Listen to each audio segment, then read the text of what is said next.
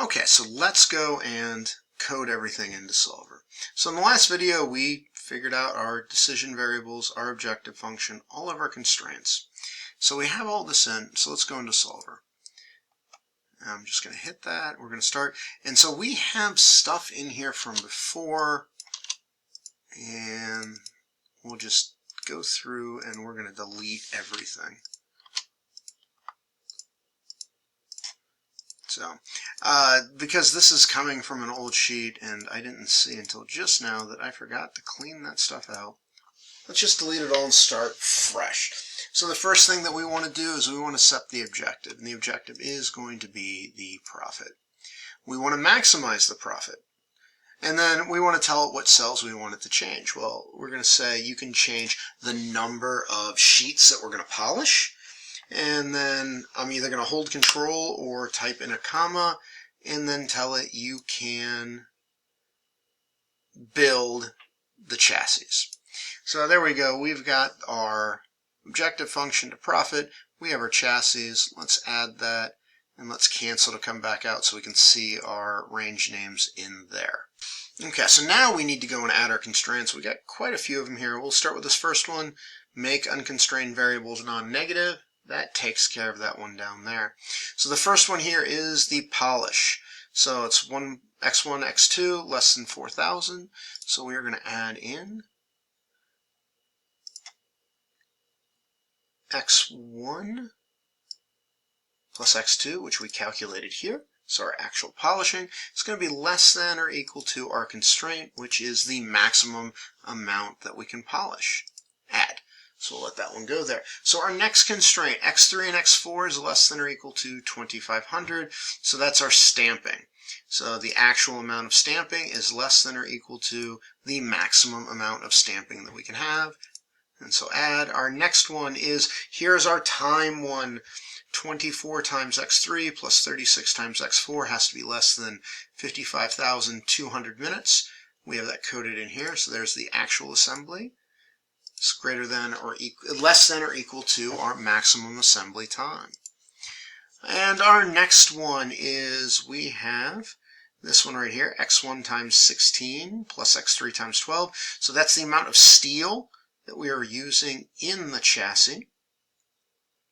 So 16 times x3, 12 times x4 plus x1, which is the amount of steel sheeting.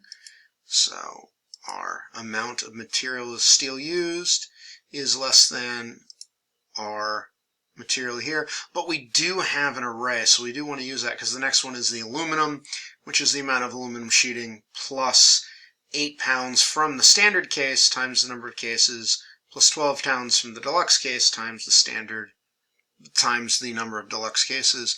So let's go and we'll do all the material used. Since we have a 1x2 array, the other one has to be 1x2 also, so we will drag that down and we'll add. And so the last one we have is the demand constraint. We can only, x3 has to be less than 1,200. We can only sell 1,200 standard cases. x4 has to be less than 1,000. We can only sell 1,000 of the deluxe cases. So once again, we will do our build amount is less than or equal to our demand, and we will hit OK. And so let's make sure that we've got all of our stuff in here. So we're going to maximize the profit by changing the sheet, the amount of sheets in pounds that we're going to sell, and the build amount. So it's allowed to change how many sheets, how many build amounts. What are the constraints? Well, everything's got to be greater than 0.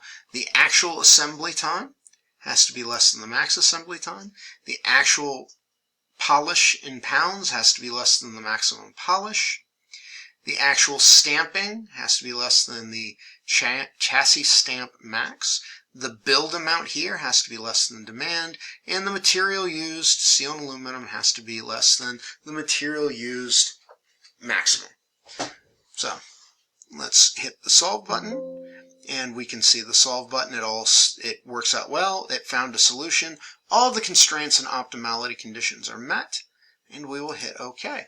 And so we can see here that we're going to do 1,200 pounds of steel sheet, 2,100 pounds of aluminum sheet. We'll make 800 standard cases, 1,000 deluxe cases. And so there we go. And that is how we would code that problem in and how we would solve everything. So finally, I did want to just run through this again. I think this is much, much harder than what the quiz is going to be, but if you understood how to do this one, once again, pretty tough example, we got a lot of stuff going on, you should be fine with the quiz. With that, if you have any questions, please let me know, and I will see you in class.